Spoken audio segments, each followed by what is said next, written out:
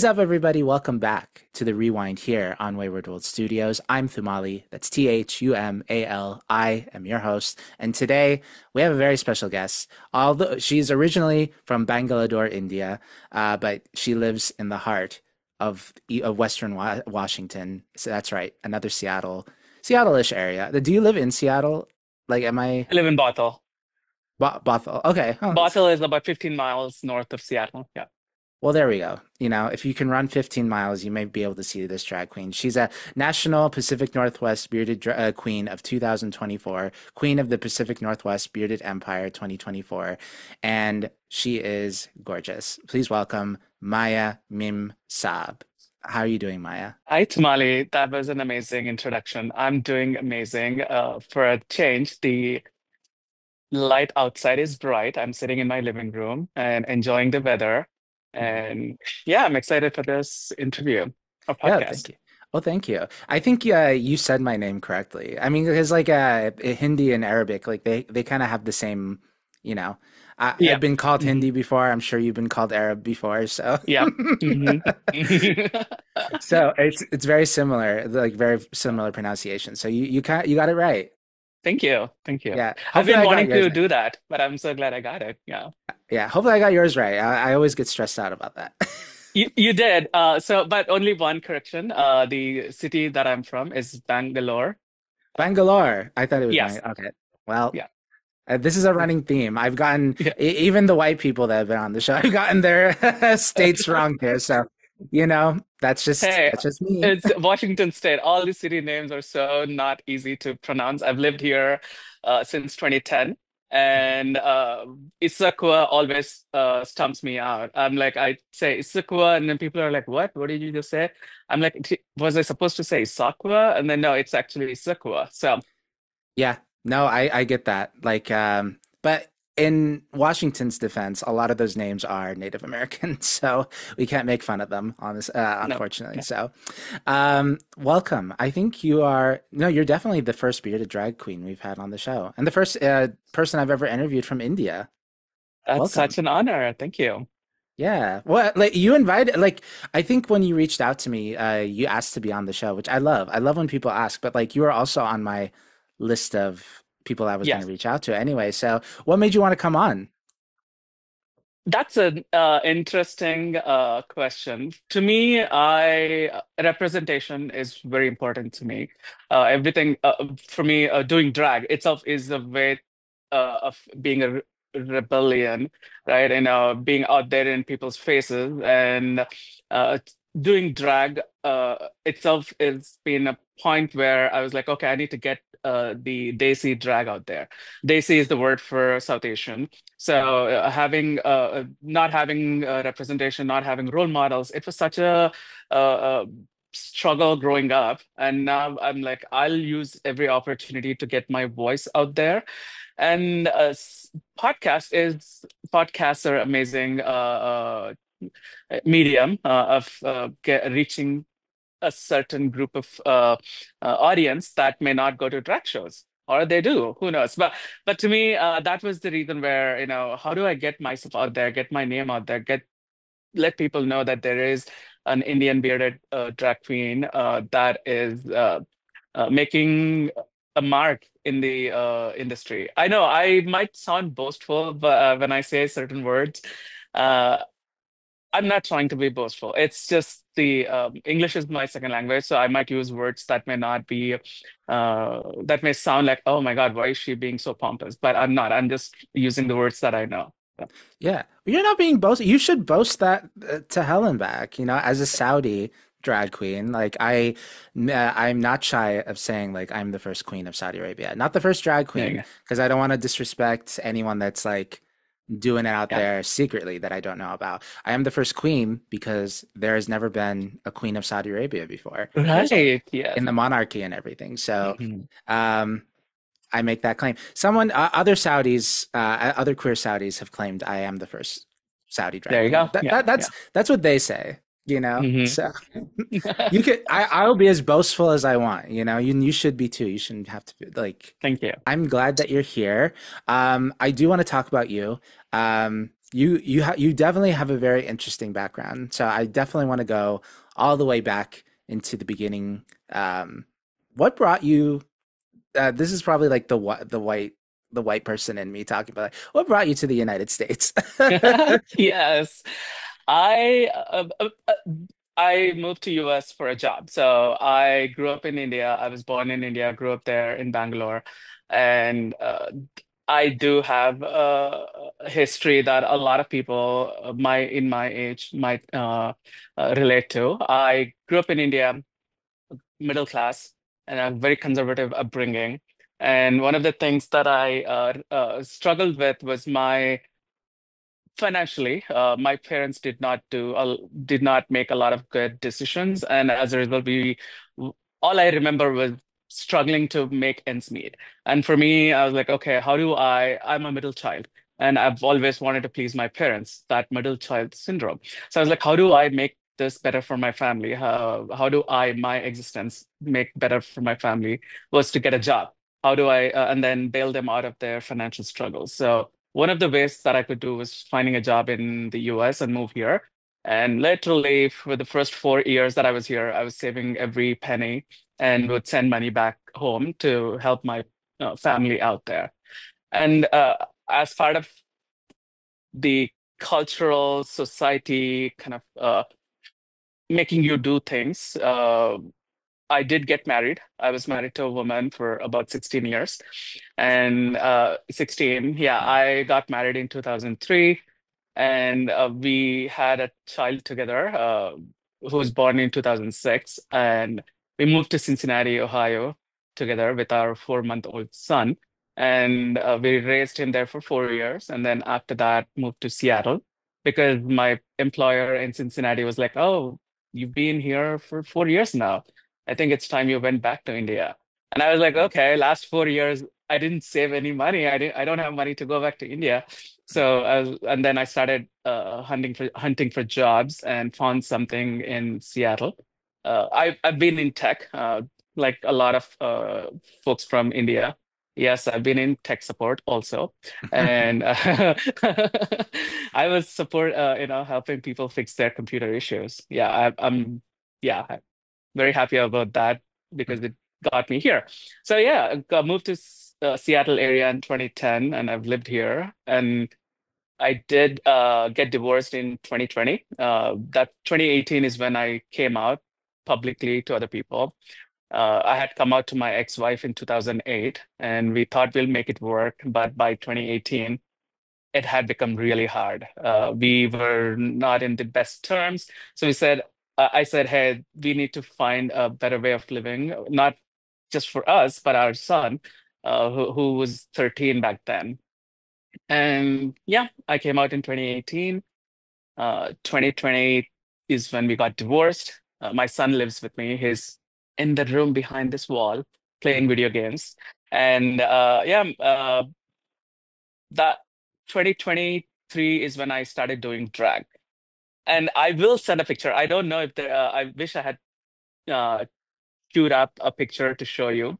I think I always knew I wanted to be a drag queen. And culturally in India, when you are about 3 years old, uh, parents put their kids in drag. Like, boys are dressed in girls' outfit, girls are dressed in boys' outfit around that age. And I recently found that picture, a black and white picture of me in a skirt. So I was like, wow. And I've always enjoyed Bollywood movies growing up, and wanted to be the actress in the songs that was playing on TV. And that's how the love for performance and being an artist always was there. And drag was not like the drag scene that we have, like performing, lip syncing, was not is not part of the culture in India. So and it was only in 20 or 2008 or something, I saw first drag queen RuPaul, I think, had started a drag race, and it was something that was on the news. I was like, okay, wow. So yeah. Wow, that is so crazy. Like I don't even know where to begin. Like I think the first thing that was kind of shocking is that you had a wife for I knew you were married and you had a son based on some of the research that I've done, but I didn't know you guys were married for 16 years. That Yeah. is wow. Like and at the time you guys tried to make it work too, like with being Yes. like, how was that like out of curiosity if you're comfortable talking about that? Like how like what was kind of the agreement as far as like when you came out to your wife and making Mhm. that up, like, or trying to make that work together in that marriage. Absolutely. And I'm an open book. I'll definitely be comfortable sharing my story. And as long as I'm not getting too much into details of somebody else's story, I try to pull myself back from it. But I like to share my story because, as I said, people need to know gay men like me exist. And not just from India, even in the US, there are a lot of people like me who were married, who are married still. So when I came out to her, we've known each other since we were like 3 years old. So it was a childhood friendship turned into love. And when I came out to her in 2008, the conversation was more about, hey, we've made a promise and let's make it work. And I did not know anything better until then. It was in 2006 after I moved to Cincinnati, right? I think I was watching either it was a news program, a segment on the news, or it was something on Oprah. I was a big fan of Oprah, even when I was in India. The that segment was interviewing gay couples who were fighting for access to go see their partners if they are in the hospital. It was not even about same-sex marriage back then. It was just about, hey, we want to be treated as a family. We've lived together. And I was sitting there, had was fresh off the boat, and I was like, what? There are Mhm. men who can live together and have a life together.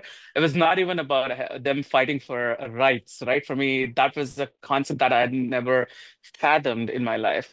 So that kind of what led me to come out to my ex-wife. But then I did not know what it meant. Okay, I came out. Am I ready to get separated, do the divorce? I did not because that's again was a lot of cultural thing that you made a commitment, you made a promise. If you leave your wife now, you're leaving her in the like you're leaving stranding her in the middle of the ocean. Literally, that's the translation of the word they use, the phrase they use in my mother tongue. That's what it translates to. It's like, oh, you're stranded, leaving your wife stranded in the middle of the ocean. How is she going to come back to the shore? And I'm like, so thinking all of that conditioning led us, I think, to say, okay, let's make this work. And my ex-wife was trying to be accommodating. She's like, I'm not going to put any pressure on you when it came to intimacy. We'll just live together like friends. But she was also very young. She didn't know if that was even possible. And it just became very toxic over time. I could see that she needed the kind of intimacy that she deserved, and I could not give that to her. And we just kind of started drifting apart. And led to a lot of arguments and fights at home. Literally, my son only saw that.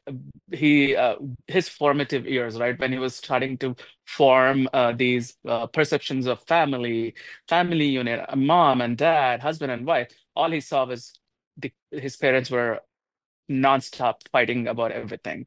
And to me, in on March 16, 2018, I'd reached my tipping point, and I decided I was like, okay, contemplating ending my life. I got to a point like, I cannot keep doing this. I'm done. Mentally, I'm making a list of things about my bank accounts, my investments, all of that. I'm like, okay, these are all the things I need to put in a document and email it to my ex-wife and then end it. But then I'm sitting on a couch right now. I'm a couch potato. So I was Mhm. sitting on the couch like this, and my son was sitting right next to me. We were on the opposite corners of the couch watching TV. And I turn and look at him. He is watching TV. He's, hitting that age where his facial hair is starting to grow. And I was like, I look at him. He's going to be an adult soon, and he's never seen his dad happy.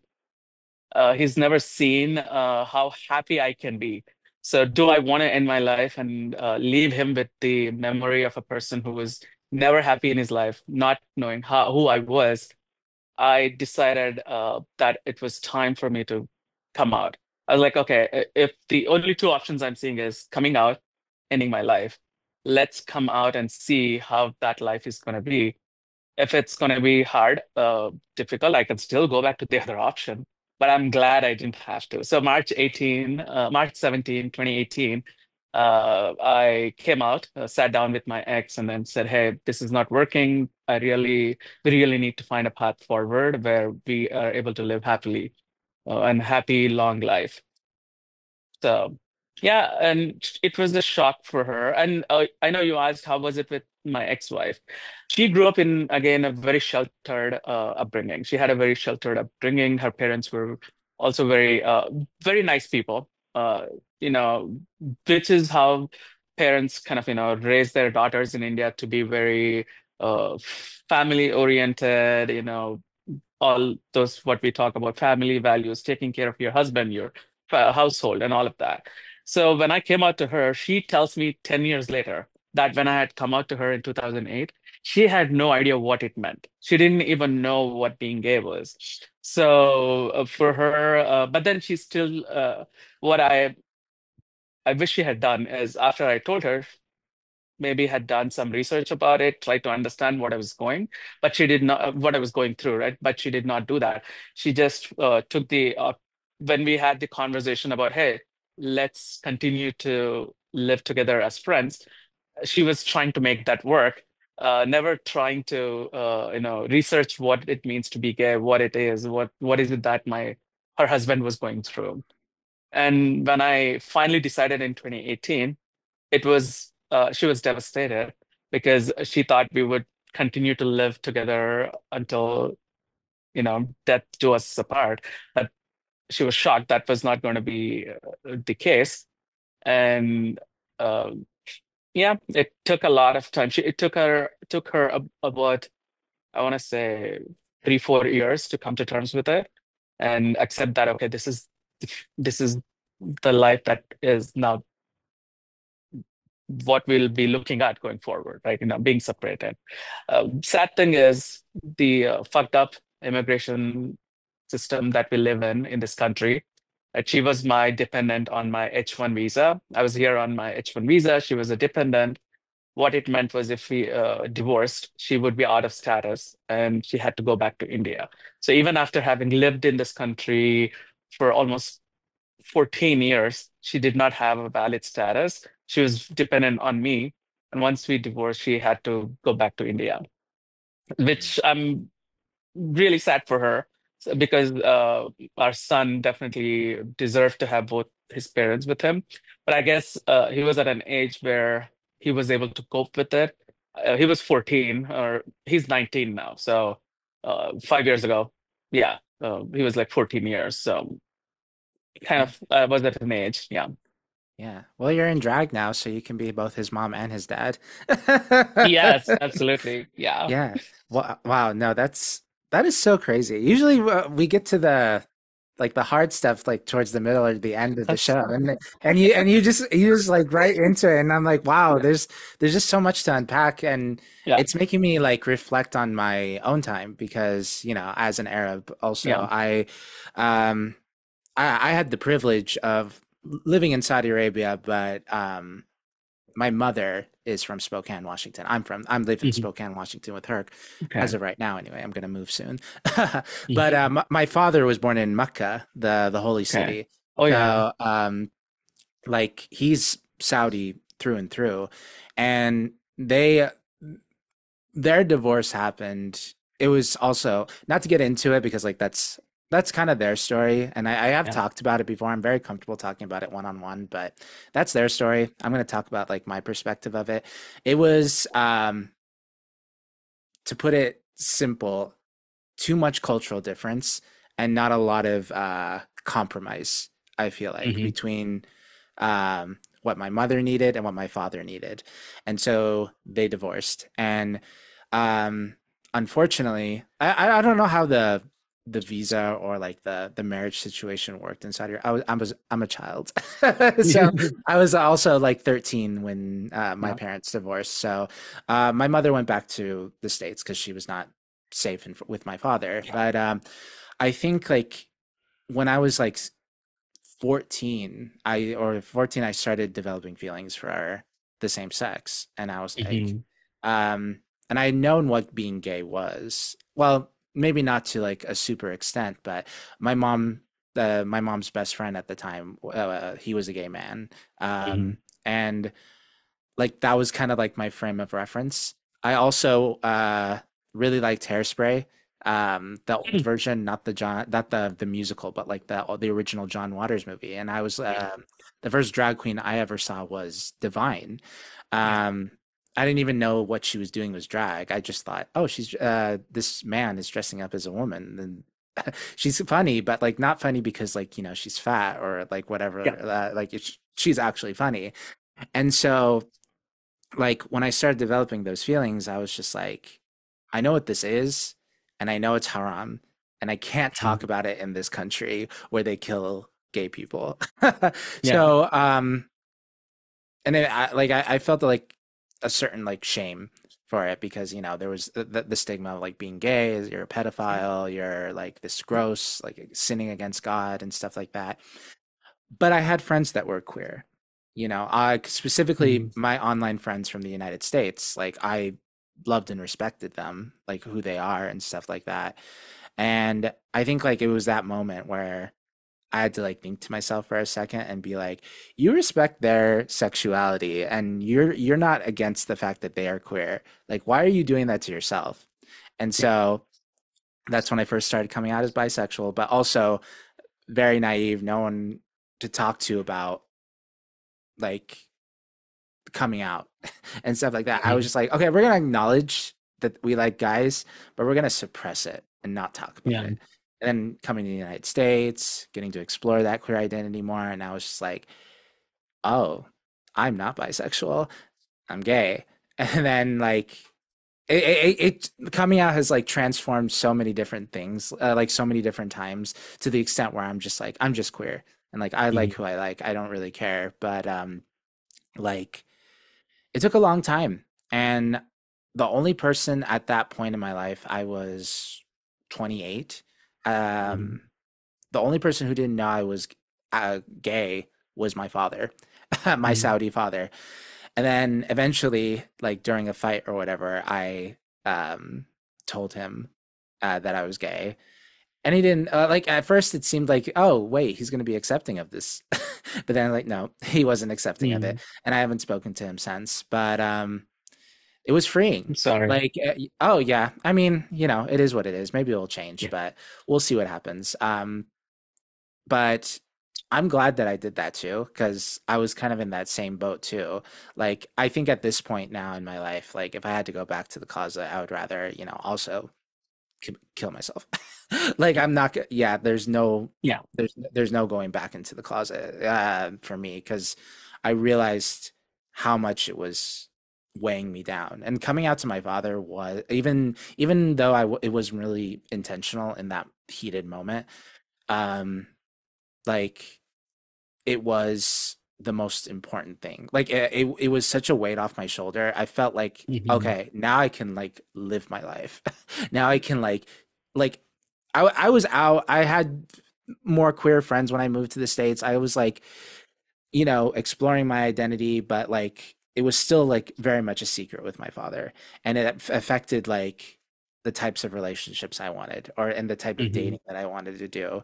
And coming out to him was like it lifted those shackles off of me, Yeah. and I was like, oh my god, I didn't know how much this was actually like pulling me down. And now it's like yeah, I have tattoos now. Yeah. I'm like I'm the opposite of I'm not a Muslim anymore, but like I'm the opposite of what my Muslim self used to be. And Mhm. so like kind of like you in a way, like I doing the drag just recently.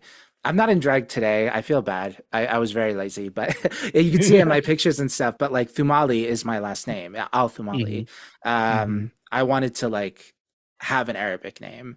Uh, and Absolutely. An Arabic name that like you know it like that's my tribe. Like my Yeah. tribe back home, it's Thumala. Like it's Mm. a lot of people are named Al Thumali. Like it's if you're an Al Thumali out there, we're probably related to some Okay. extent. So it's like when they see Thumali, they're like, this person's an Arab. This person's not Yeah. only an Arab, they're a Saudi. And there's not like there's Lebanese drag queens, there could be Syrian, there's Palestinian drag queens, they're out there. I've never seen a Saudi drag queen ever. Yeah. Yeah. Yeah, so I'm like, it's important to have that out there, especially as Saudi as the name Al Thumali is. Yes, absolutely. That's really beautiful when we, no matter how long we've lived in this country or how long you lived in Saudi, choosing your identity based on your roots definitely is the biggest form of symbolism that we can pursue without really saying, okay, I want to do this for my community. I want to be this person for my culture. Just choosing that name kind of makes you the uh, easy, I mean, makes it so easy for people to relate to you, right? The R helps starting the conversations. And when I wanted to pick my name, my drag name, I was like, I thought about so many things. And then this Maya Mem Saab was very apt for me, for my personality, for the way I would think. And I just chose that. And people come talk to me because of that. There was a movie called Maya Mem Saab in 1990s, and people who have seen that movie come to me talking to me about that. Or people who understand the concept of Mem Saab come to me to talk about that. It's just that uh, I the things my name is doing is a lot more than that I ever thought it would do, is where I'm trying to get to. And you choosing Tamale, it's incredible, right? For people, that small kid from your tribe, 20 years from now looks back and says, "Oh my God, there was a drag queen called Tamale." Imagine the impact you would have on that child. Yeah. Oh no, certainly. And I want to get into your name. Mem Saab is I was looking it up because I did see that the movie. I wasn't sure if that was made. It came from that movie, but it means the part of it means enchantress, and part of Yeah. it means like it's boy and girl because you're Yeah. outside drag. Exactly. Yeah. Okay, exactly that. Okay, there we go. Yes, it's yeah, it's a perfect way, perfect answer that I want people to find if they go look it up. And then I have, of course, my own definition. I Maya is for me, I say it's illusion, and you said enchantress. That I'll start using that. Mem is madam in Hindi. Sorry, Mem is Hindi for madam, and Saab is English for sir. And I am non-binary, and when I was picking the name, I was like, okay, Mem and Saab mixes together. And the reason it does connect back to that movie was because the main protagonist of that movie, the um, uh, she's married to much older rich man, and she lives in this mansion, but she also has needs, and she wants to live this life of freedom, do things that she wants to do. And if I recall, this movie was just set in one day of her life. I think it's just 24 hours of her life, I think. And the things that she does, she has a lover on the side, and then she goes out and then has a fling with this 20 something year old kid. And to me, and she wants to do it on her terms, right? It's like, uh, the definition of feminism for me, that woman choosing her thing and be wanting to be liberated by with the choices that she's making and owning those choices. And that's where I was in my journey. And I was like, perfect. I'm gonna pick Maya Mem Saab, and then how do I make it me? And then Mem Saab is usually one word whenever you read it. Mem Saab is most of the time referred to the woman. So a man would be referred to as Saab, and a lady would be referred to as Mem Saab. No idea why. It did come from colonialism. When British were in India, they would call the British people Mem and Saab. That's how it started in India. And I was like, okay, I'll take that and then make it me. And yeah, Okay. No, I love that. Like it fits like it's just a perfect combination, especially like with where your identity is as a queer person yeah, like is at right now. And especially like you're coming out later in your life too, which I yeah. always find I think that's so cool when people because when I came out I was 16, you know, but like Mm, I like to tell people like I came out as at 16, but you know, I really like started getting out of that closet when I was like 28. So mm. um I had a lot of exploration when it came to like my gender identity and stuff like that. Sounds like you had something similar, but you really like knocked those doors down like Yeah. in 2018, and Yes. your name just fits like that entire journey. It fits your culture, it fits your gender identity. Like I think that's it's perfect. You I wouldn't want you to be called anything else, honestly. Thank you. Yeah, yeah. Yeah. Tell me about like we're going now into your aesthetics and stuff in drag because I we talked a lot about culture and stuff like that, and I'm sure we're gonna talk more about it later on. But um, what inspires your drag besides you know like obviously Bollywood, Indian culture, Hinduism, like that? Those are things that like drive your drag. So do you did you like watching a lot of Bollywood movies when you were younger? Yes, I grew up watching. So I'm from southern part of India, right? Bollywood is the big industry in India. They make Hindi movies, thousands of them, and every state in India, the Indian states are formed based on the language they speak, and so every state is speaking different language, and they have their own film industry. They have their own movie industry, and so I grew up in a state that is called Andhra Pradesh. Their language there is Telugu, and I grew up there watching a lot of movies. My parents would take us to a movie every week, so I grew up watching these Telugu movies, which was very male dominated, but with this beautiful actress in it. So the men could be as ugly as they come, but the woman in the movie was this angelic looking, beautiful. And a lot of it was colorism there was happening. This woman would be fair skinned, beautiful makeup and everything. And I just was in love with how women portrayed themselves on screen, and how they danced and moved. To, a lot of things for me was okay. I enjoy this woman. Am I attracted to that woman, or am I wanting to do what she's doing on screen right now? I don't know. So, but then I couldn't ask anybody. I wanted to learn that classical dance form. I couldn't do it because that's what women did. Interestingly, when I talk to my mom now, she's like, "Oh, you should have just asked me. I would have put you to those dance classes." I'm like, "Okay." Back then, I don't think I felt comfortable asking you that. But yeah, my mom tries to pass the blame. She's 71. She's like, stop blaming me for all your uh, uh, uh, uh, challenges and struggles you had growing up. But then, yeah, and she was also one of the people that I would have seen being the woman of the household, my mother, and she was the auntie for like she was the well-known auntie in our circle of relatives. So all cousins, all everybody would be like, they would be like, the word. My mom was the younger sister to a lot of um, people in our relatives, and everybody would be like, oh, auntie, auntie, auntie, auntie, and then they would come to her for a lot of life situations and stuff. And to me, it's like, wow, women have such power. Women are able to help other people. And to me, sitting there, these were all the things that was there tucked behind this huge wig. And when I said I was going to do drag, those were the things that I would bring out of me. It's like, yeah, Bollywood. Yeah, the Tollywood is the other industry that I was talking about. Sandalwood is another industry. So all of those influence the music that I want to perform to.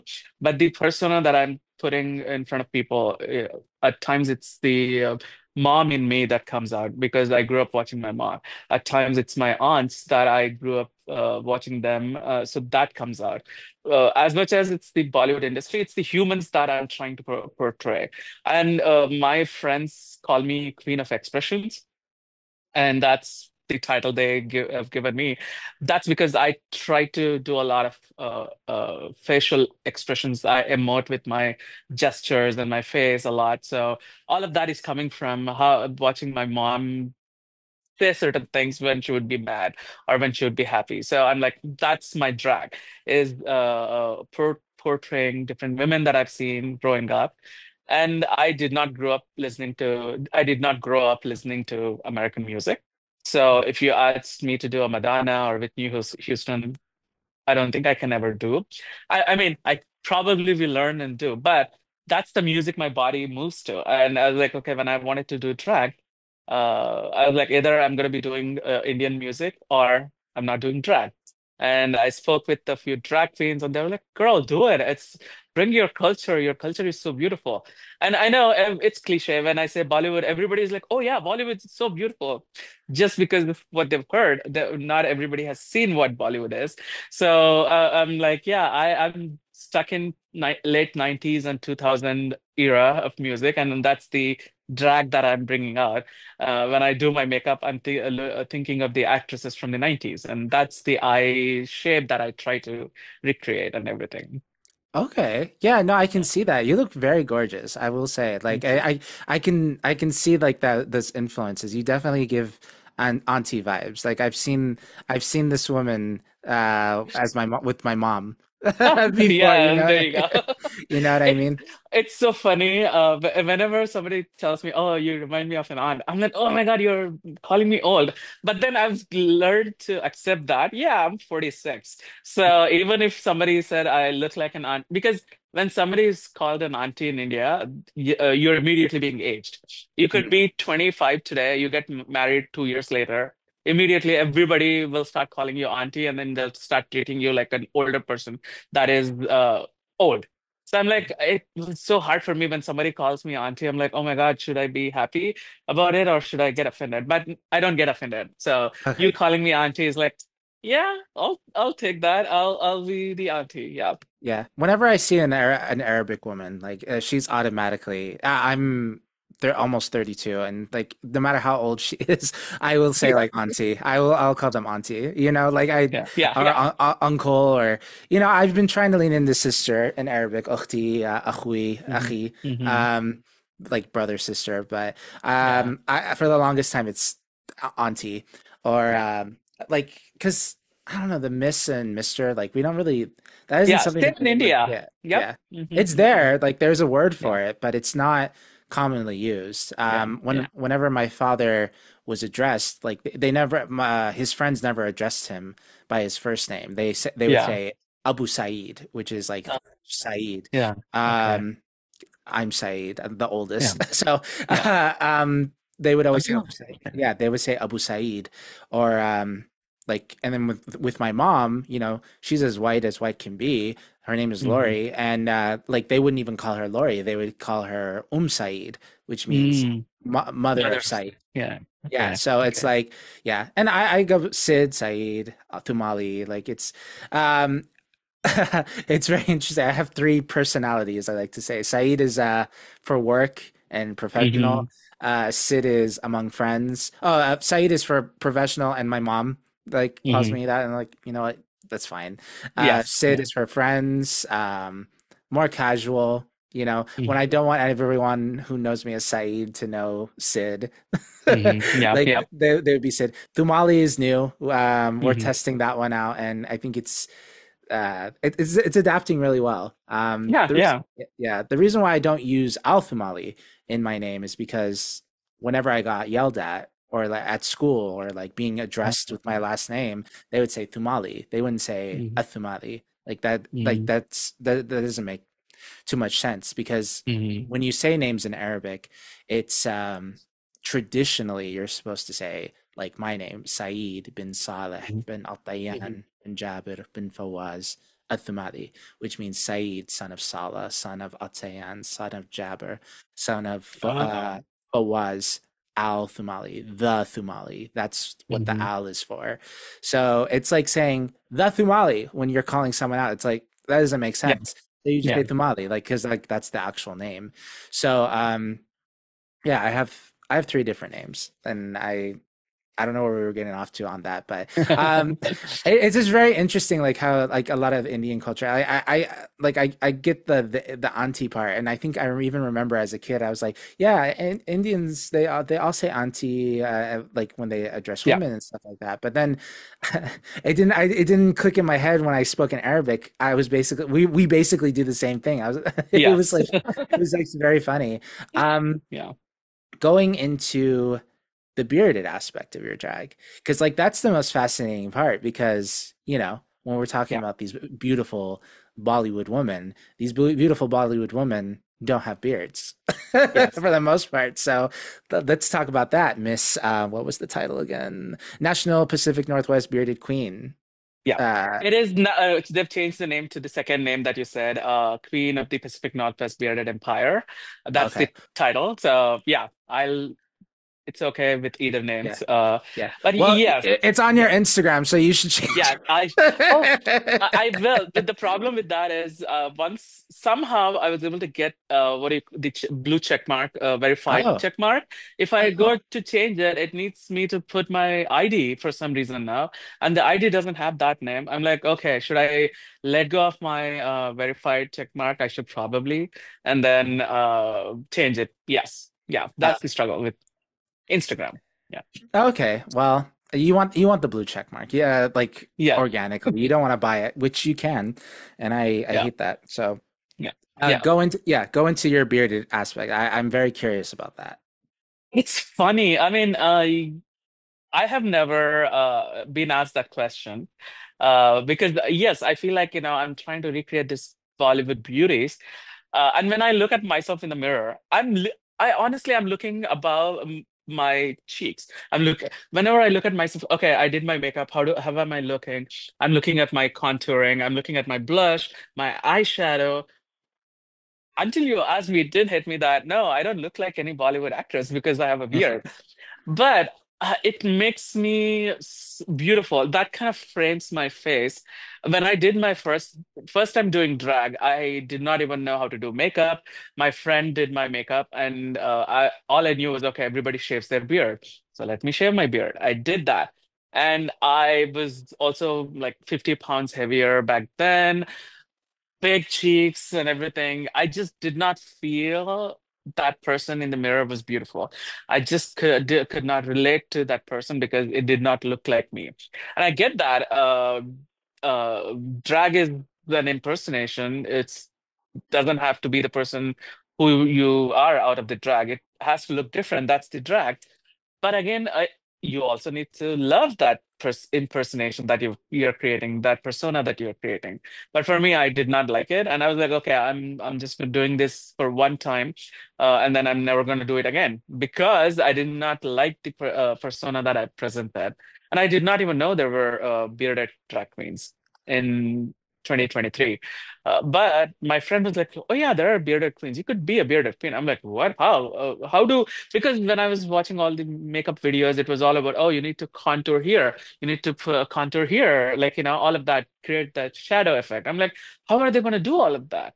And I was at, do you know Taqueria Cantina? No. It used to be called La Pergola recently, and then now they're closed. Oh, okay. So Yeah, I'm familiar with that. I was looking. It's the restaurant, right? yes, it's the restaurant in Seattle, and there I went to a drag brunch there, and do you know Seattle's Nemesis, I'm the familiar with performer? that. I Yeah, follow her. Yeah. yeah. So she was the first ever bearded queen I saw, and I was like, what? How is she looking so beautiful with the beard? And then I was sitting there watching her contour every time she turned her face. Okay, oh, this is how you do it. This is how you work with the facial hair. And I was like, okay, I'll try this. And then I started looking up bearded drag artists. I was like, okay, this is possible to do. And next Bollywood Nights show I did it in beard, and I just fell in love. But yes, when I think of when I say I'm recreating these Bollywood beauties, it's about the eye shape, it's about the eyebrows and everything. That's how I do it. And without beard, body hair, it's more than it's me. When I have my beard, it's about me representing the body hair, right? It's like I don't want to shave my chest. I love my chest hair. I love the hair that I have everywhere. And there was a point in time in my life I hated my body hair because I would shed. I mean, being hairy is also that you're shedding your hair everywhere. I remember my son, he would be 3 years old or 4 years old. He would run to the bathroom. He wants to use the bathroom. But there's all this. I had just showered in the bathroom and walked out, and then all of this hair in the tub. And my son is like, no, I cannot use this. So it's like there was a lot of hatred towards body hair, all that discomfort that came with. So for me, uh, ha- being a bearded drag queen is an extension of accepting my body hair, knowing that my body hair is beautiful and beard is beautiful, and drag is already a way of us saying, okay, accept for who we are. This is who we are. And then for me, doing bearded drag is like taking it one step further and saying, body hair is beautiful. You can be beautiful because our my mom, I think until I was like 20, she never waxed her facial hair. And then she started doing it. We could see that stark difference in her face. And in my head, I was like, why do women have to go through all of this pain? So settling to do bearded drag was about, again, the women that I was surrounded with, they had facial hair. My granny, I remember she had a mole on her chin. I know it's very witchy looking, but my grandmother, she had a mole and there were like three hairs sticking out of it, and she never shaved it. And I was like, okay, that's what makes her unique. That's what makes her who she is. And if we told her to shave her hair and get rid of her facial hair, we're telling her you can't be beautiful the way you are. And that was a way for me to say, I'm gonna do bearded drag and this is what makes me beautiful. And as a result, I can tell other bearded people that you don't have to shave your hair to look a certain way or, meet somebody else's standards of beauty. Yeah, and like that just kind of goes along with your name too. Like that's, body hair and stuff like that. Yeah, there's definitely women with body hair as you mentioned, stuff like that, but a lot of men have body hair too. So it's like, and especially like people within our culture too. Like body hair is like a predominant feature of like Yeah. a lot of Arabs, a lot of Indian people, a lot of Hmm. other people within the South Asian, like Arab Hmm. Peninsula people. So, like, and I feel like when we're going back to the, you don't look like a Bollywood actress. Like, you're your own entity because like you're Yeah, kind of representing these two different parts of India. I feel like, and absolutely. like Yeah. meshing them all together into this hairy, beautiful, like person. You I, know? yeah. And I was gonna something came to my mind when we were talking about uh the body hair. Oh, ADHD. I probably lost track of it. Um, what was I gonna say? Beard, Hollywood actresses, the Yeah, it'll come back yeah, maybe it'll come though. back. Yes, yeah. Yeah. Yeah. Well, tell me about like Dragon Seattle. Like, so, were you, did you see any drag when you initially were in Ohio when you were living there, or was it mostly when you Came to lived Seattle. in Yeah. Seattle? Okay. All So right. no, I'd never seen drag. Sorry, go ahead. I'll let you Oh no, finish. yeah, no, yeah. You go ahead. This is your episode. Yeah. What were you gonna say? So I was gonna say, a funny thing. I did say in the beginning that there is no drag culture in India, but there is drag in India. And but when I say that, it so this is how my brain goes back and forth, right? You're living a movie story in your head. Yeah, your life is like a movie story. So 18, I come out and then I go to like a retreat of sorts. And then after that, a group of us, we're like, oh, let's go to a drag show. First drag show, Queer Bar. I'm sitting there, I'm so uncomfortable seeing this man dressed up as a woman. And I was like, then go back home and I was like, where does this hatred come from? Yes, there is a story for that, why I hated it. But a big part of it was also brought a memory back to me from my teenage years. I would finish my school, come back home. There would be a TV show that's going on, like a play or like, a drama, not like the soap opera kind, but just like a theater play or something on the TV.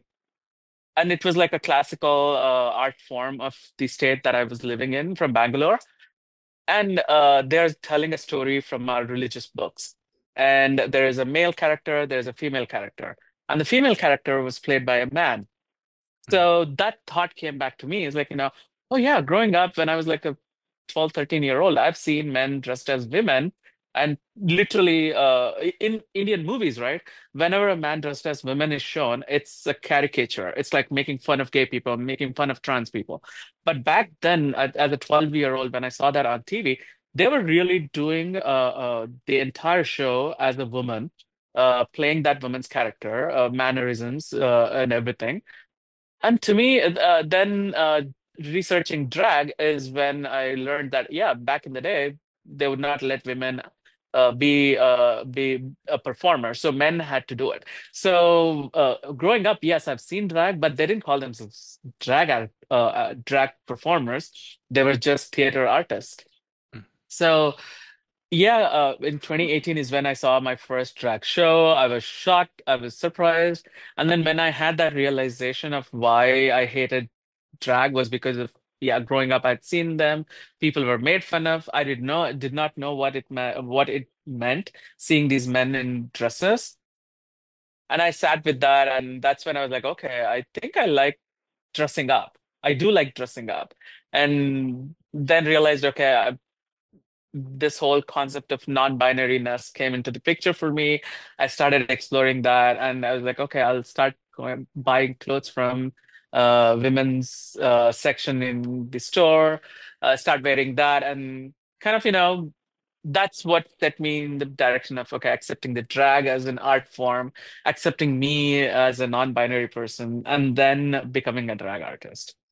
Okay. Well, that's very interesting because yeah, like seeing where you are right now with it and everything and like how involved at one point you didn't like it, which is like really Yeah. interesting. I think like I've always loved it. Like going back to when I first saw Divine on TV or even like Hmm. Mrs. Doubtfire, like a lot of the representation I saw on TV was um yes, it's just straight men dressing up as women. Ahaha, it's a funny Yeah. joke, because they're women. Um I think deep down though, like I enjoyed it for different reasons. Like I actually, yeah, it's funny, it's like comedy, but like, Divine, for example, like Yeah. she brought a certain like seriousness to it. Yeah. Like, she was divine, she was Yeah. funny, she Yeah. was filthy, but like she didn't do it in the name of like making fun of women specifically. Yes. She did it she made fun of everybody. Yeah. Yeah, exactly. She can be funny, she can make fun of herself, but she would command the space, right? Yeah. Mhm. Yeah, exactly. And so, when I really got into it, kind of like everybody else, it was RuPaul's Drag Race that Hmm. really got me into it. And then I think during the pandemic, I really like dug into my own scene here in Spokane. It's very small. I'm not too involved as I would like. I'm more involved with Seattle because that's where I'm moving to eventually. Hmm. But I would go out to the bars here and befriend a lot of the queens here. So and the kings too, Yeah. and I had a much more bigger appreciation for it.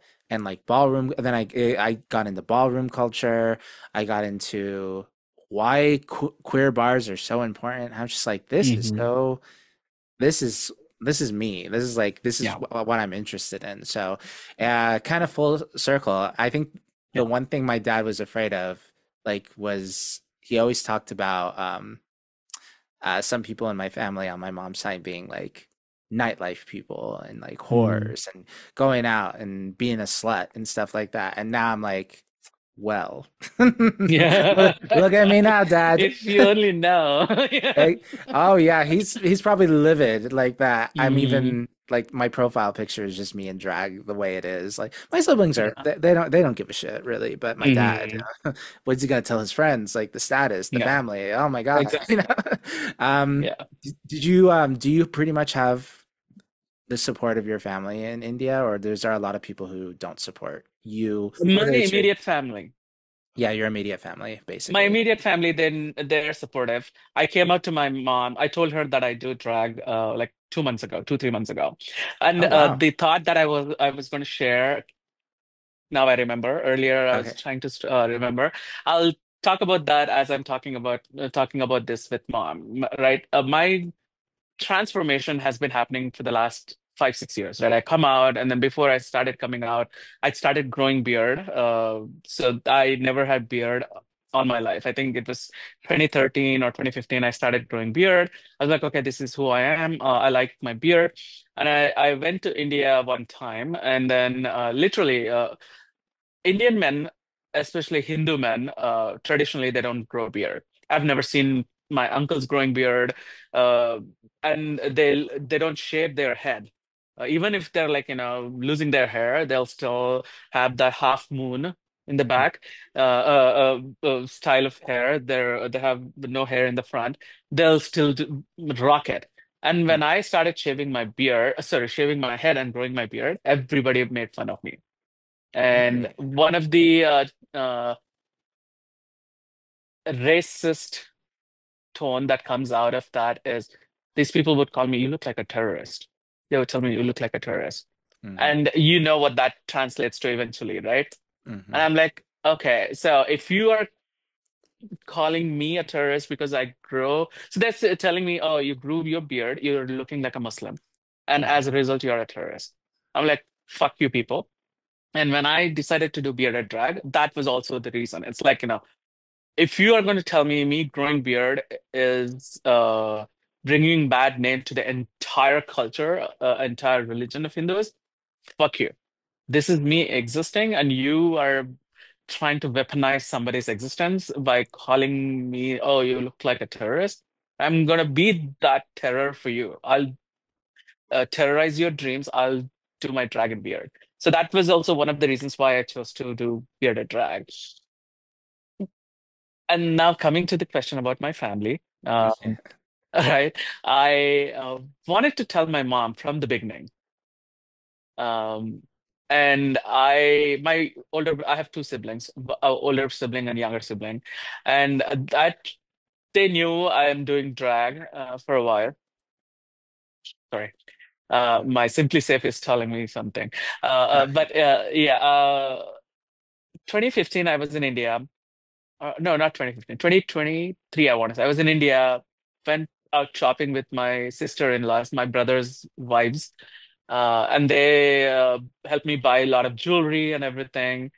So my mom saw me buy all that. She did not ask me any questions. We come back home, and I tell Mom, I want to bring back some of your saris that you're not wearing anymore. I want to bring them back with me to Seattle. And she was like, why does a man need a sari? And I was being all woke in front of her, telling her, oh, there is no gender for clothes. Clothes are genderless. And she's like, shut the fuck up. I don't want to hear all these things from you, but I don't want you wearing saris. I'm not going to give you saris. You know what a sari is, right? It's Oh the yeah. Oh yeah. outfit Yeah. that we wear in India. Yes. Yes. Yeah, and then I was like, okay, fine. If you don't give me yours, I'll just go to the store and buy a few saris, which I did. But then 3 days later, my mom had this turnaround. She comes to me early in the morning. I'm sitting there drinking my coffee, and she's like, come to my room. And she takes me to her room and opens her bureau and says, okay, here's all my saris. Pick whichever sari you want. And I was like, okay, I grabbed a couple, and then she gave me one more sari. She's like, okay, take this also. So she had that turnaround so quickly just because she loves her child, right? So I knew she's going to be a supportive mom, but then I was scared to tell her that I do drag. And so a couple of months ago, I strike up a conversation with her. I'm like, "Oh, Amma, do you remember back when I was a 12-year-old? I would come back from school on TV, we would see these TV shows or plays where men are dressed in women's clothes. How does that make you feel? What do you think they were doing? And she gave me the reason. She's like, yeah, back then they wouldn't let women out of the house. They wouldn't let women go be on the TV or act in the plays and everything. So that's why men had to do it. So I was like, okay, so you don't have any problems with that. No. And then I was like, what do you think if I told you I dress up as women and then just do that because I enjoy doing it and I get paid to do that? And she was like, I knew it. I knew the moment you started asking me all these questions, I knew this is where this conversation was heading towards. And she was like, okay, if that makes you happy, do it. Yeah, people in India may not understand that and accept it, even though it's been there in our culture for forever. But if that makes you happy, do it. So knowing that my brothers and their wives are have always accepted me for who I am, and finally to know my mom is cool with it, it just makes me so happy. And that's what I want to be my message to the world is like, yes, you're struggling to come out. Yeah, as I mean, when I say message to the world, I'm really thinking about Indian men, right? Or Indian queer people who are struggling to come out. And yes, I want to be a role model for any queer person out there. But to me, it is very important to me that Indian queer people look at me and be like, okay, you'll be accepted for who you are. And that's the message that I want to pass on through my drag, through my existence, everything that I do. When I'm doing this podcast, I hope this, when it releases, I'm able to get this in front of all the Indian people for them to watch this and understand that, yeah, we make fun of, it's not a Western concept. It is very much us, right? Yeah. Yeah, I mean, I think, well, not necessarily drag per se, but like the art of dressing up as the opposite gender has been a part of so many like Eastern Yeah. cultures. I don't Yeah. know about the Arab side, mostly because a lot of it has to deal with Islam. And Yeah. Islam, you're not supposed to, like, for the most part, you're not supposed to be wearing the opposite gender's clothes. I mean, I recall watching an old Arabic show, Tash Matash, um, and it was a show that they would always show during Ramadan.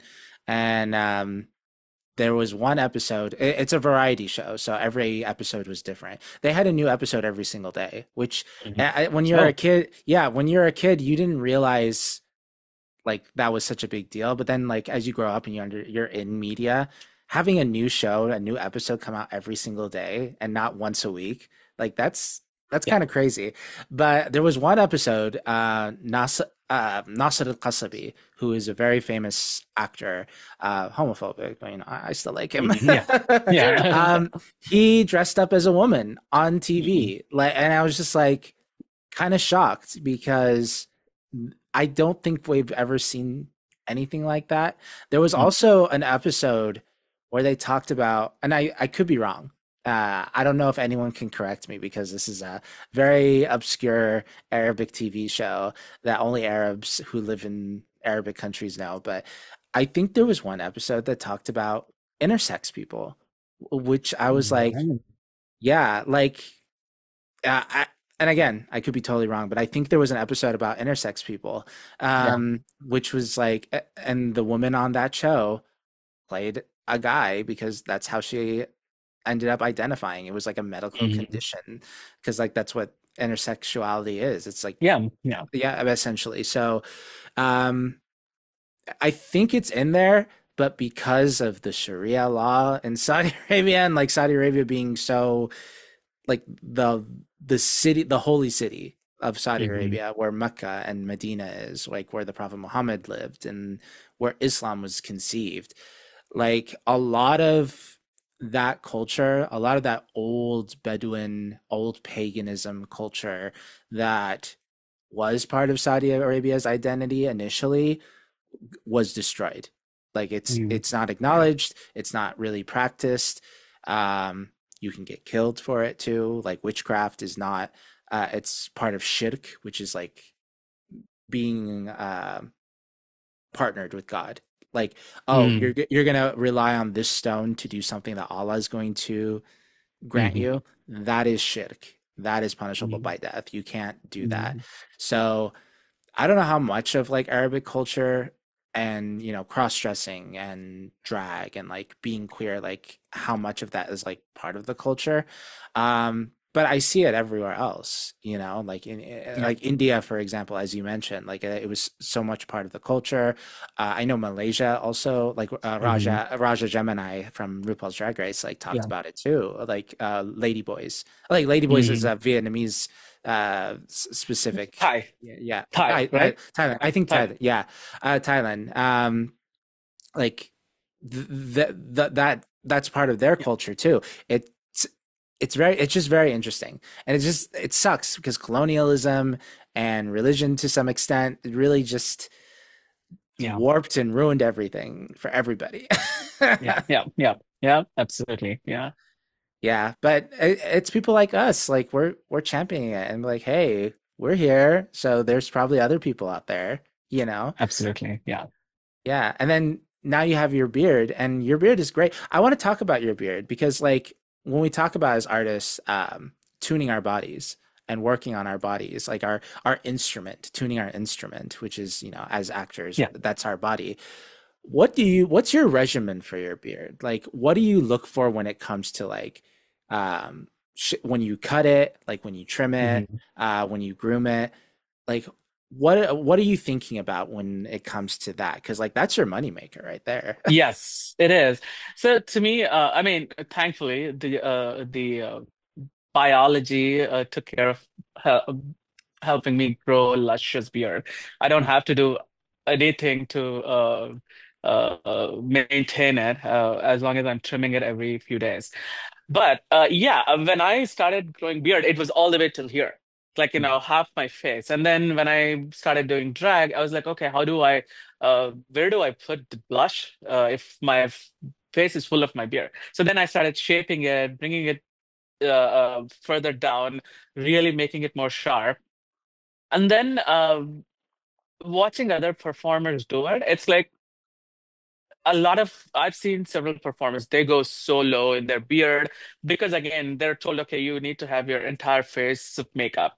And for me, this Maya is an extension of me. So I'm not going to do anything more than what Vijay does. My non-drag name is Vijay. And I'm like, okay, Vijay is this. And to me, when I'm creating a Maya, it's an extension of this. So the beard stays the way it is. I don't do anything special to it. And yeah, it's funny you ask. It's a moneymaker. I think just how good my beard is, I don't Mhm. have to do anything else. Yeah, but I don't shave it. The other reason I don't shave my beard is it's very, very salty. It's not just salt and pepper. So if I shave my beard and start growing it, it takes at least 3 weeks for it to get to a point where I can color it again. So that's why doing bearded drag is much easier for me because I don't have to worry about a gray beard. So I always color it, and then I know I'm getting Oh no. sidetracked with your question probably, but yeah, yeah, it's to me, I want to explore turning that into a statement eventually, like, making shapes in my beard to kind of if I'm doing a Halloween look, kind of, can I enhance my beard to bring a particular look out into the people.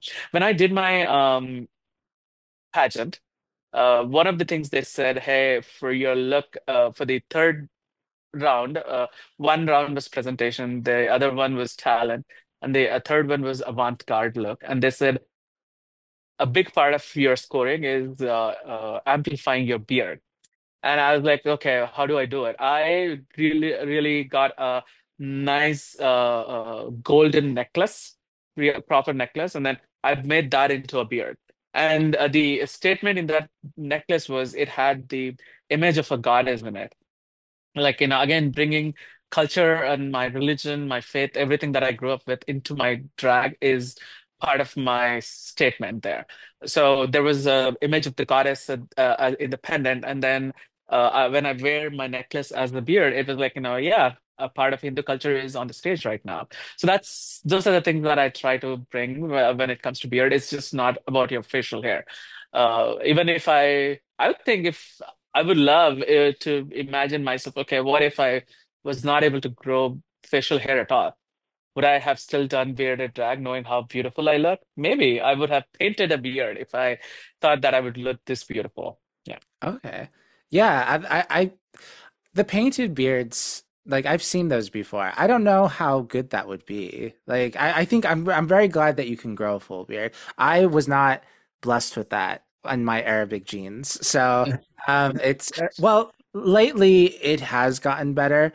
Um, but I don't like it. Yeah. I shave it off usually, but You'll be surprised. A lot of performers that I've seen, they enhance their beard with paint, and you cannot even tell. It's so nicely done. It's again, same thing about when you're drawing your eyebrows. How do you, if you make it look more like hair, it'll look like real eyebrow hair. Same thing with the beard. It depends on how, what you're doing, how you're painting it, and not just flashing color on it, but working on it. So yeah. okay. So when you say color it, are you dyeing it? Like I do. Yeah, okay. I have this product that I pay a ton of money called Simpler Hair, and so it's very easy to color your hair. So I do that, dye my hair, and then when I put on a lot of product, the powder kind of fades it. So I Mhm. go in with, one of those just for men. They come with they have a product which is more like a mascara wand. So I just go color it, enhance it. Okay. Yeah, that was kind of going to be my other question because like I've seen it where makeup is like um Mhm. grays out your just your normal hair. So I was kind Yeah. of curious about how you did how you enhanced the color of your beard with all that Yeah. makeup on. So that makes sense. Um yeah, but your beard has also gotten you titles. Could you tell me a little bit about the Pacific Northwest Bearded Empire? Um Yeah. I've never heard of anything like that before. I had not either. So 2 years ago, I didn't know. I mean, I started doing bearded drag, but I had no idea what pageants were, how it worked. I was here just to go twirl in the Bollywood nights. That's it. But then when the pageant was happening, when they were signing up participants for the pageant, Kenzie the Queen, who was the reigning queen, the year she passed on her crown to me. She was like, "Hey Maya, why don't you participate in this pageant?" So that's when I started researching this pageant system, pageants in general. So the Queen of the Pacific Northwest Bearded Empire is part of the larger National Bearded Empress pageantry system. So this is the regional title. And the national title is National Bearded Empress that you go compete for in Florida. And the thing that kind of, there's also another bearded pageantry system called America's Bearded Queen. I've not done a lot of research about it, but just reading the application packet when I read it, they said gender does not win the crowns anymore.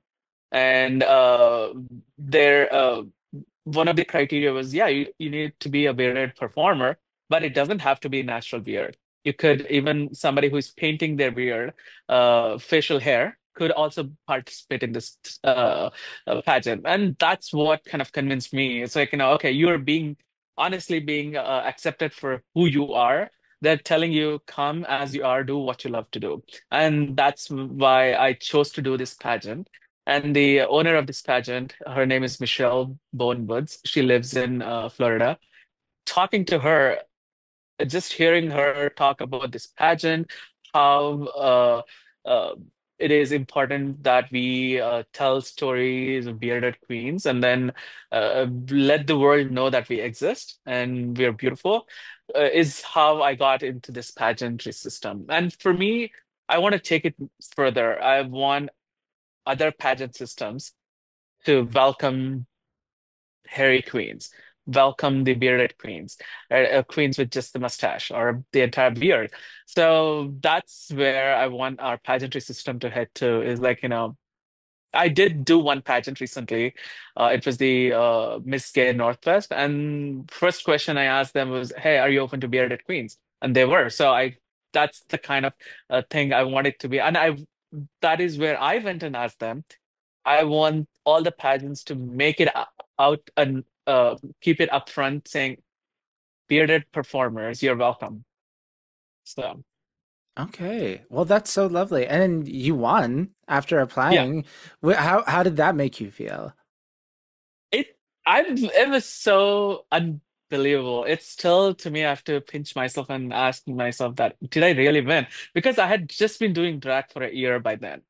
Mm. And it just goes to tell that we're all we have that in us, right? The power of being an artist, uh, being a performer. We have it in us, and we just need a platform to showcase that. And for me, it was not about collecting a title, and it was just about bringing my culture out there, telling my story, letting people know that, oh yeah, you can come out when you're almost 40. You can redefine your life when you are like, not a teenager anymore. You could be 40 and over, you can create a new path. And I think that's what they saw when I told my talent round was talking about why I hated drag and why I hated men in saris. So that people connected to that story. And I think me being who I am, again, bringing the extension of VJ, it's not somebody different. A lot of drag performers, they're like, oh yeah, once I put on drag, I'm a completely different person, which I love. Yeah, great, great way of doing drag. But for me, I cannot really compartmentalize when I'm doing Maya. That is an extension of who I am. The kindness amplifies, the sass gets amplified, the beauty is amplified. So that's what they saw. And I had a lot of the Indian queer, South Asian queer men in the audience, queer people, they loved it. And to me, I think that representation won that day. It was not, yes, Maya brought the talent and everything, but it was the South Asian queer people that won that day, honestly. Yeah, they get to see somebody like you perform, which, they often don't get to see that. Not even on on television either. I mean, like Yeah. just recently we had Priyanka from, and she's not even American, she's Canadian. Yeah. Yeah. Like she's the first like well, she's the second, I think, South Asian. Well, no, that there was also there's been a couple of South Yeah.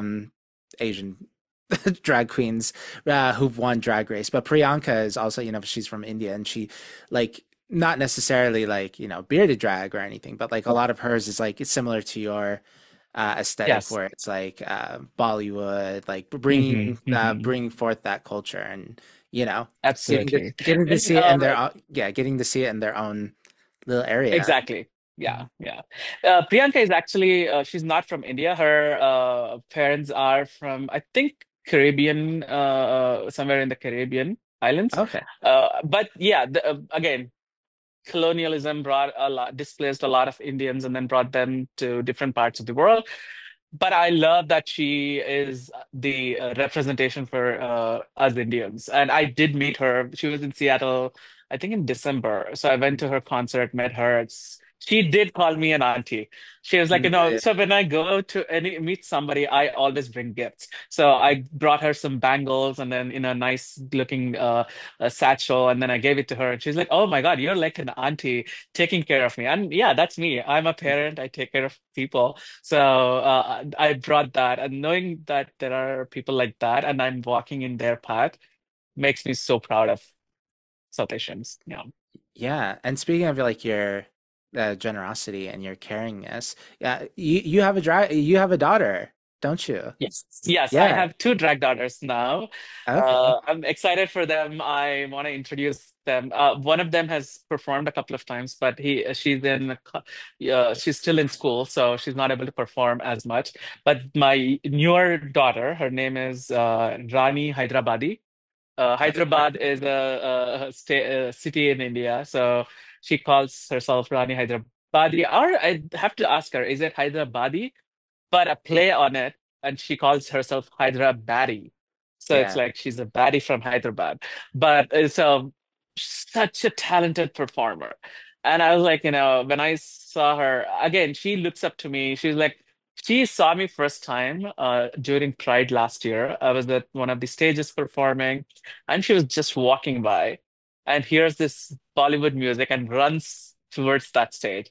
And nothing happens. We talk, and then she leaves. A year, like almost 7, 8 months later, she performed at the Bollywood Nights last month. Such a great performer.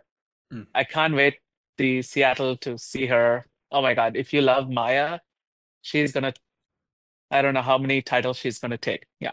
Okay. Well, that's so lovely. What made you want to have drag children besides, you being having your own actual biological son, Yes. now having more children essentially? Like what inspired you? Like was it the compassion? Was it the like when you talked about your mom kind of being the Yeah. auntie of your area? Like is that I also think bringing out so. more? A lot of it. So uh, I want to say so that I get this out of the way. One reason why I wanted to do it was, oh, it seems so cool. I hear everybody have a drag family. Somebody's a drag mother. Does it mean that now I'm here? I'm making my claim in the scene was one of the reasons for sure. But then that is just a small reason. The bigger reason is to kind of, for me, I want Bollywood drag to thrive. A lot of Indian drag queens that you see around, yeah, they are Indian drag queens, but not everybody is doing Bollywood they've grown up here. And for me, when I see someone has so much love for Indian culture and they're trying to perform to Indian songs, I want to kind of help nurture that and help them grow. And that was the reason why I was like, I asked them if they would want to be my drag daughters because I I love helping people not having to go through the struggles that I did as a drag performer. Things that I had to do to get the bookings. And yeah, a lot of people are like, yeah, they need to learn the hard way. And I'm like, no, I'm not a fan of reinventing the wheel at all. If my existence, if me showing them the ropes makes it easier for them to get the bookings, get to know who to talk to, who to stay away from, I'll do it.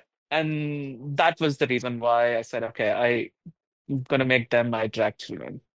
I love that. I think it's so dumb gatekeeping things like from other people, gatekeeping knowledge and like that whole idea of like, oh yeah, you have to struggle to get to like where you need to be. Like give out that knowledge, Like Exactly. Yeah, yeah. I'm like, what's the point in keeping everything to yourself? Last episode, I know, was Papusa the last episode? as of recording right now, yes, Papoose is the last Okay. episode. So I was listening to her episode, and then she brought up Jane Dawn in that conversation. I love Jane Dawn. Oh, I love her. Of all the queer bar performers, Jane Dawn is so close to my heart. When I Now I host my own shows and everything, and where did I learn all those skills? It's from Jane Dawn, and one of them is Jane Dawn, and she actually told me once that Maya, you don't hesitate reaching out to other people. That's what I love about you. It's like, yeah, what's the point? When I see Jane Dawn has such amazing posting skills and such amazing talent. I will reach out to her. If she sees my message and responds, great. But I will message everybody that I know. That's how I messaged you also. It's like, hey, you're doing this cool thing. How do you do it? And how did you do this dress? Or how did you stone this dress? And I'm not ashamed of sounding silly. I'll ask questions so that I can learn from it and then I can pass it on to other people. And Jane Don't is one such kind soul in Seattle area. I love her, period. Yeah. Yeah. Yeah. I love Jane too. Yeah, I think like just going off a Jane tangent here, like she is like when I started coming to Queer Bar and when I started getting involved with the this queer scene in Seattle, um, I saw Jane host and I really loved it a lot. And when she mentioned that she's from Spokane, I'm like, wait, I'm from Spokane. That was the only reason why I loved her so much is because like she's from this area, so like she gets it. She gets Yeah. how awful it is here. Like, let's be honest. Like that's why she didn't do any drag and sis. As far as I know, I Hmm. need to like we need to bring her on the show. Like I keep Yeah. asking her Yeah. to come. I keep I'll start asking a her to come. petition. I'll start a petition. Jane, Let's don't, petition Jane, don't. her. Yeah. Yeah, I think. she's probably afraid. I'm gonna like dig into her and into her secrets and reveal and expose her. I'm not gonna Yeah. do that, no. But um, like, but when I started reaching out to her and talking to her, and like she's just been so welcoming Yeah. and of me and like talking to me and stuff like that. And the picture, actually, my profile picture, that I have right now of me in drag, and like the intro for this episode is me in drag, and that was the like I was telling Jane, like, Jane, I have a surprise for you. Like like because at that point I've been going to the shows often, seeing her, talking with her, chatting with her, telling her how much she means to me and stuff like that. And like, Jane, I have a surprise for you. And it's like it was MX, and I sit like kind of right behind where the high tables are. Uh, Yeah. like in that area, and she sees me in Yeah. drag, and it's like, was this your surprise? And then she like uh on the microphone she was like talking like, okay, like, yeah, I bet you're really hot under that polyester that you're wearing. I'm like, no, I feel fine, my feet were hurting. But Yeah. no, she is, I just seeing like this, how happy she was about like seeing me in drag, and Yeah. she's been great. I tease and I say like, oh, she ignores every time I ask her to come on the show, but I know how busy she is. And Yeah. yeah, and I just, what she does is incredible. I Yeah. think she's kind of insane for doing all the work that she does. Like, I don't like me and who was it? I think it was Papooses episode, actually. We mentioned like I've never seen her out of drag. The one or two times like the one or two times I've seen her out of drag, like it's very rare. Like she's in drag almost every time All I've this. seen her, Yeah. Yeah. and I'm just like, I don't know how she keeps doing it. Um, Hmm. obviously money, but Yeah. yeah, she's a pillar. Like Yeah. of all the drag queens, Bosco and Irene and Arietti they do drag race and they're phenomenal. They've been phenomenal in their episodes and stuff like that. But Jane Don't is really like the glue. Like she is Yes. the foundation. She is Seattle drag. Yeah. She's the gem, such a gem of a person. I've seen her out of drag. Gone to the Traitors screening at Queer Bar, and then Okay. she was there out of drag watching it. And I love talking to her.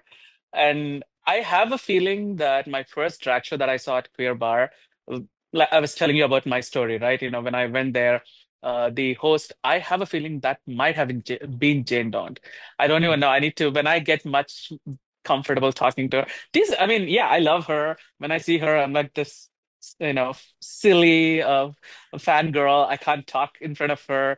It's like I'm scared to talk. It's like, what if I say something that is gonna make her mad? But I'm hoping that one day I'll be like, hey, girl, and then start talking to her about things. And I want to ask her, were you hosting the show in April 2018? Maybe she'll remember, maybe she'll not, but I have a feeling it was her because that drag queen who I talked to that day was so kind. She was like, "Come on to the stage. You're here for the first time. What do you want to drink?" I was like, I was not drinking back then. I was like, I'll just take orange juice. And Okay. she teased me for it. But yeah, Okay. No, yeah, Jane's amazing. And you did one of her shows. I can't Judy, remember. I Judy, did. yes, Judy. That was the debut show. When she reached out to me, I was like, yes, I'll do it. And that's where I met Papusa as well. Yeah, Okay, yeah, Papoose yeah, did Judy as well. yeah. Yeah, no, amazing. We're kind of actually getting to the end. I feel like we could talk forever, but Yeah. we gotta wrap up soon. But the last question I would like to ask you is, you've accomplished so much in drag, and like you've come such a long way from being that, you know, person that you were in your earlier in your marriage, coming out and discovering yourself, to now you are not only an actual dad out of drag, but you're also a drag mom. You're a title holder. You host your own shows. You do all this stuff. What does the future look like for Maya in the next couple of years? Or what is something else that you want to accomplish? I'm scared of talking about things that I want to accomplish because part of me is like, you say it out loud, you lose interest in it. But I also want to fight that feeling and really put it out there because I've seen when you put things out in the universe, wonders happen. That's how I got my brunch show. One of the things I want to do for future is create a collective for South Asian drag performers all over United States. As you know, is it a nonprofit? Is it an organization of some sort? I want to bring all the queer artists in the US together, kind of get learn from each other, grow from each other. I don't know what that means. That's just like in a one line statement of the goal that I have. What it is going to look like, what I want to do with it, I don't know. But it's just there are so many performers there. And I even every day somebody follows me, I'm like, what? There is this Indian performer out there in somewhere in the East Coast. So I want to create more visibility for the track performers. That's one vision I have. The other vision is I want to be an actor. So I'm just Okay. putting it out there. If somebody wants to hire me to do a small acting gig, I would love to do it. I One of the dreams I had when I was like 17 was that my face was on a magazine's cover and it was a movie magazine. So I want to be an actor. So that's Yeah. something I'll try to work on. Yeah. You got to go audition. Have Yeah. you been to an audition before? No, I have to. Yeah, the saboteur in me is like, oh yeah, you're gonna go there, make a fool of yourself. And I want to be a drag a drag performer who's doing that role. So Mhm. yeah. Yeah. Have you heard of Charles Bush? Charles Bush is a playwright who is also a drag queen, and a lot of his plays are very campy. They were initially done in bars and areas like that, but he's mostly known for a play called Psycho Beach Party, which is it's Mm. a parody off of 60s beach party movies. American 60s beach party movies where you Mhm. have all these teens on the beach and there's like drama and stuff like that. Um, the mother in the play is played by traditionally by a drag queen, and then the main character also, who has like kind of a split personality disorder. Sometimes it can be played by a cis woman, and it's like she's a girl. But the joke there's a specific line, a specific joke in there made for somebody who identifies as a boy and is able to show their chest and talk Mhm. about like how big their boobs are or how small their boobs are. Our version, I was in that play, like Oh. a local version of it. Our main actress was a cisgender woman, so we can do that joke. But yeah, I mean, you should look into it. You should read some of those plays because Yeah. they're very campy. It's very drag. It's very fun. And Charles Bush is like a phenomenal playwright. I love his work, and I love Psycho Beach Party. That was the best play. I quit theater many years ago. That's a whole other podcast episode. But Mhm. I when I talk about my experience in theater, a lot of it was very bad. But the Psycho Beach Party, the play that I was in, I cite that as being one of the best times. Um, Mhm. it was so much fun. So that's something that that's something you should if you hear that name, you should go audition for it because like they'll Okay. totally want a drag queen. You can also be in Hairspray. Talking about Divine. Oh yeah, so I've not seen the original Hairspray. I didn't even know that existed. I've only seen the John Travolta one, and I fell in love. Must have. I mean, yeah, I don't think I can lip sync to any of the dialogues from the movie, but I've seen it like 10 times. Every opportunity I'm sitting on a weekend on my couch, let's watch Hairspray because that's what I'd seen, and I fell in love with yeah, the Turnblads. Yeah, Yeah, yeah. you should be in you should be in theater, but also there's room Yeah. for you. There's space for Yeah. you on Yeah. television. Um, Hmm. do you think like I know this is probably stereotypical of me to say, but a Bollywood movie perhaps? I would absolutely. Yes. Yes. Hmm. Yeah. Yeah. Yeah. An Well, Indian movie for sure. Because it's still, even to this day, they make fun of queer people, the drag queens and everything, trans people. So I want to go challenge that thinking. So if I get an opportunity, I will. okay. I think you would rock that. And then the network thing, the network opportunity that you mentioned, like making a collective of queer South Asian artist. I don't know. Did you say Yeah, artist or just okay, artist. Yeah, just yeah. artist like that? That's very ambitious. But I It think is. that yeah, but I think like it's not impossible.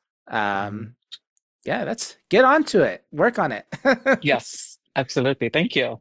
Yeah, what about other like shows or stuff like that? As far as like your drag, where's Maya looking at in the future? Maya is for me, community is important. So I people ask me, hey, do you want to do RuPaul's Drag Race? If it uh if it's in the cards, if it happens, I'll do it. If I'll do, would I do more pageants? Yes. If it all for me, I'm not gonna be working on planning to do things at that point in time. If I feel like okay, I'm ready for it, I'll put my name out there. But a lot of what Maya wants to do is for the community, bringing drag and acceptance of diverse identities away from the core neighborhood of Seattle, away from Capitol Hill. So for me, if I'm able to have shows out here in Bothell, Edmonds, Everett, that's what I want to be known for, is bringing queer culture into the non-traditional spaces. Yeah, you should go to Bellingham. I know a lot of people in Yeah. Bellingham. Have you I've been? reached out to Ricky. Do you know Ricky Stans? So Uh, she owns a yeah, branch there. Yeah. yeah, Ricky. I know who you're talking about. I Yeah. just can't Yeah. say. I also can't say their last name. Yeah. um, but I'm familiar with them too. A lot of people on this show uh, perform at Rumors. Faye, Oh, oh, yeah. Sage Valentine, Mix.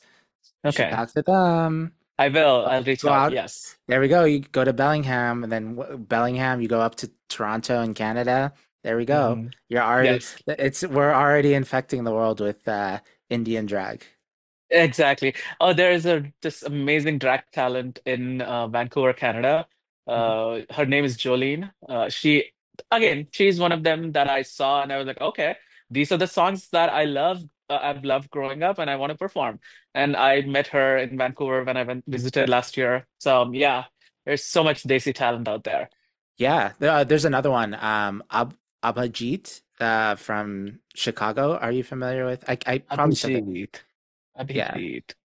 I don't know. Yeah, that's a boy's name, so I don't know her drag name. yeah. So I think. Well, no, that's that. I think that's her name in Dragon. Let me. I'll see if I can like Abhijit. trace it. Yeah, let me see. She. Yeah, Abhijit. Yeah, that's what they go by in drag, and they're from Hmm. Chicago. They performed at what is it called? Alaska used to do a pageant as well, and she Alaska from RuPaul's Drag Race, and Yeah. Abhijit was from like competed in it. She didn't win, but she was Okay. phenomenal. You can send me their profile. Yes. Yeah. yes, yeah, she Yeah. looks amazing. She incorporates a lot of her Indian culture in there, but also um, it's very she does a lot of different stuff. Gotcha. Yeah. Yeah. Yeah. Oh, she's a cutie too out of drag. I'm just looking at her pictures now. Well, Maya, thank you so much for being on the show. This was so much fun.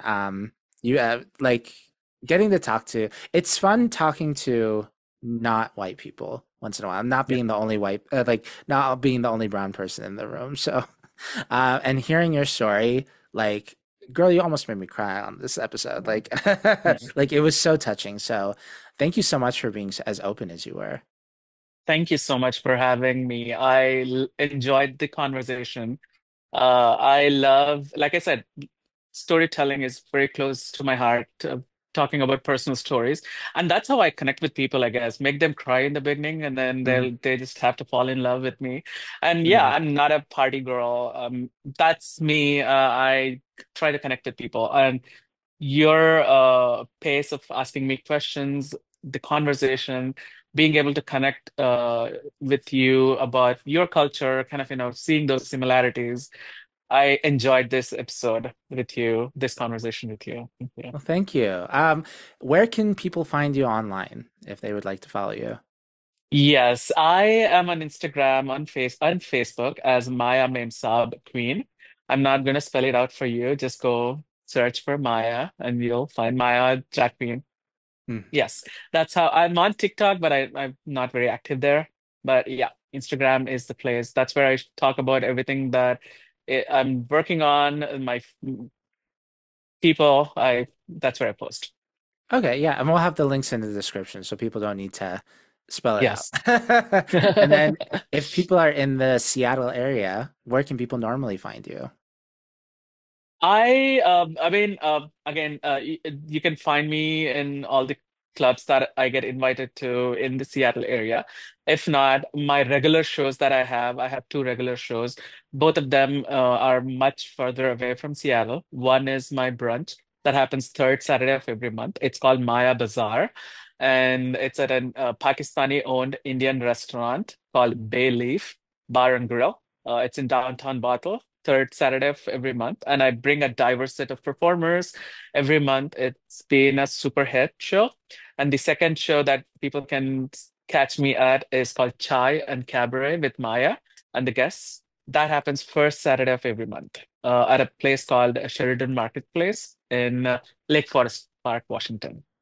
Okay, awesome. I appreciate you not promoting anything in the future because your episode's probably not going to be out for a little bit. We have a couple episodes in the queue, so just in general, I love that. Um, Wayward Artist, thank you so much for watching this amazing episode with Mem Saab. This was one of my favorite episodes. I will say it. I really enjoyed it so much. Stay tuned for the after show. It's going to be on Instagram and TikTok. The fast forward, we're going to ask Maya 5 questions, 5 lightning round, 5 fast questions. In the meantime, please follow the Wayward World Studios on YouTube and podcast services everywhere. I'm Thumali. That's Thumali. I have been your host. Follow me on Instagram as Thumali714. I'm also, I think I still use SidAl714 on Blue Sky if you want to follow me there, even though I don't use that one. And yeah, please, thanks for supporting and thanks for watching Wayward Artists. Without further ado, it's been real.